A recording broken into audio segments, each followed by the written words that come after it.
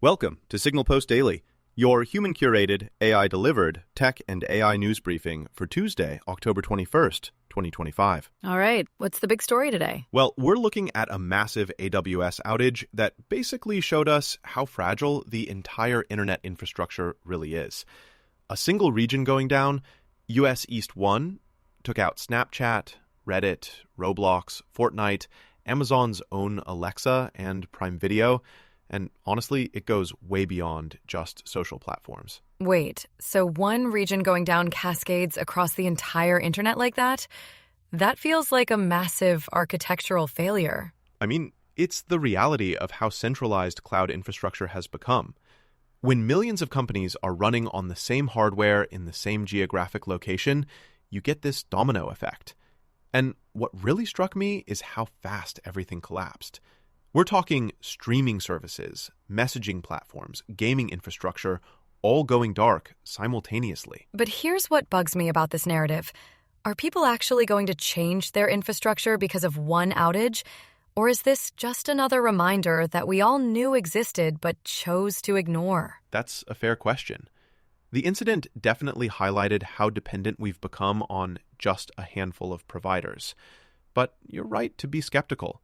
Companies have economic incentives to concentrate their workloads where it's cheapest and easiest to manage. So basically, we're trapped in this cycle where the most efficient solution is also the most fragile one? Exactly. It's like everyone knows they should have a backup, but the cost and complexity of actually maintaining redundancy across multiple clouds or providers makes it impractical for a lot of organizations. The outage exposed this dependency really starkly, though. Entire industries felt it. Which industries are we actually talking about here beyond the tech companies everyone hears about? Financial services, healthcare platforms that depend on these services, e-commerce infrastructure. When Snapchat goes down, you're not just affecting Gen Z communication. You're affecting ad networks, data analytics pipelines, the whole ecosystem that depends on that availability. It's shockingly interconnected. Okay, moving on. I've been seeing DeepSeek everywhere lately, and now they've dropped this new OCR model. Is this another example of them doing more with less? Yeah, DeepSeek OCR is getting a lot of attention on GitHub, and it's worth paying attention to because it represents something really significant. They've introduced a new method for compressing long text contexts using visual modalities. Essentially, they're approaching the efficiency problem from a totally different angle than traditional large language models. Okay, but break that down for me. What does that actually mean for how AI models work? So, typically, when an AI model processes a lot of text, it requires massive computational resources to handle the context window, basically how much information it can hold in mind at once. DeepSeek is using visual compression techniques. So instead of processing everything as raw text, they're converting it in a way that's more efficient to compute. And the implication here is that you can do this sophisticated AI work on much cheaper hardware, right? That's the pattern we keep seeing from them. Exactly.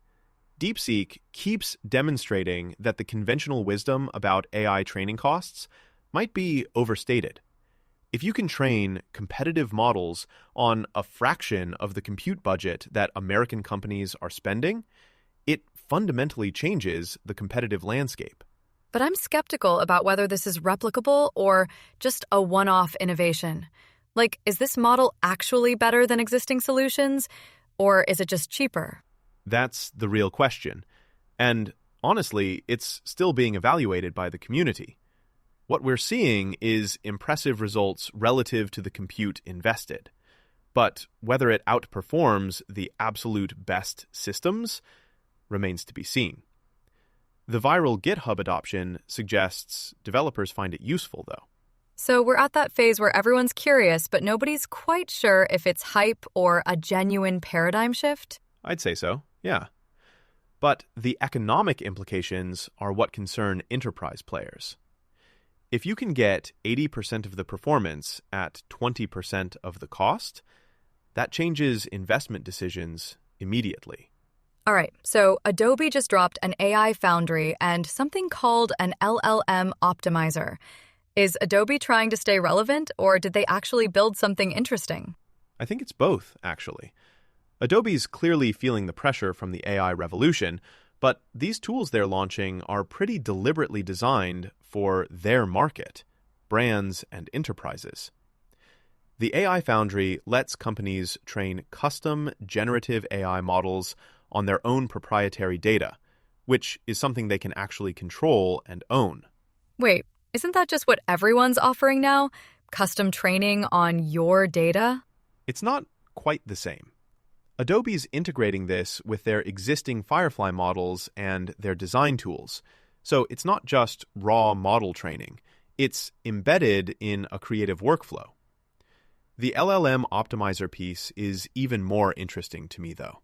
It helps brands optimize their content so it shows up better in AI search results and AI chatbots. Oh, so it's SEO for the AI era? That's actually kind of clever. Exactly.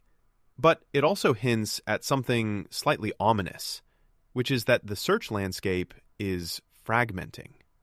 You're not just optimizing for Google anymore. You're optimizing for Claude, ChatGPT, Gemini, all these different systems with different algorithms. But here's what bugs me.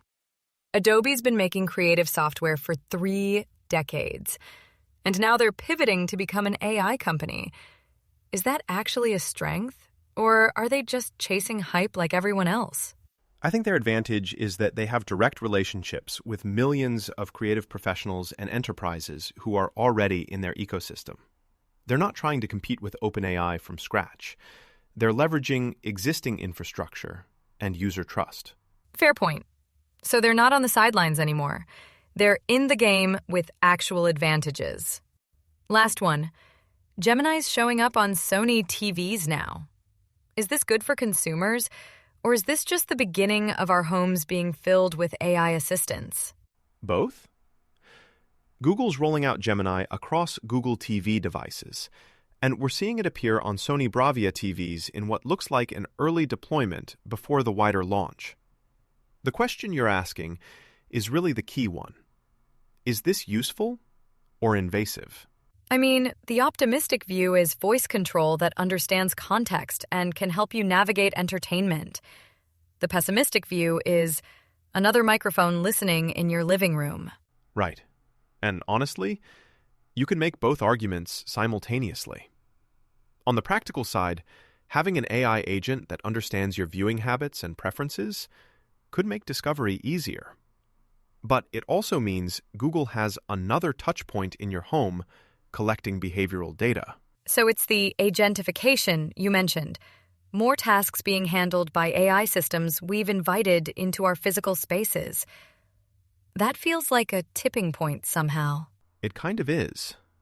We've been in this phase where AI exists in apps and websites, right? These are deliberate experiences you open. But as AI starts appearing in TVs, cars, refrigerators, home devices, it shifts from something you engage with to something that's ambient and always available. The convenience and the potential for data collection both scale up dramatically. I'm not convinced this is going to make my TV experience meaningfully better, rather than just adding another layer of complexity and privacy concerns. That's fair skepticism. We won't really know until we see how this plays out in practice, whether it genuinely improves how people interact with their devices, or whether it just adds friction and surveillance concerns. That's basically the story of every smart home product ever, right? Pretty much, yeah. But the scale is different now, because these AI systems are getting smarter and more integrated. This isn't just a dumb device.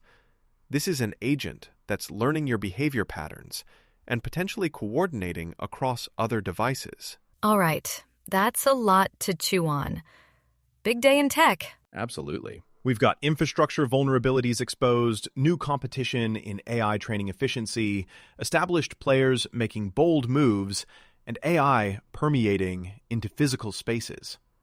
That's the tech landscape right now in October 2025. Thanks for joining us on Signal Post Daily. Bye-bye.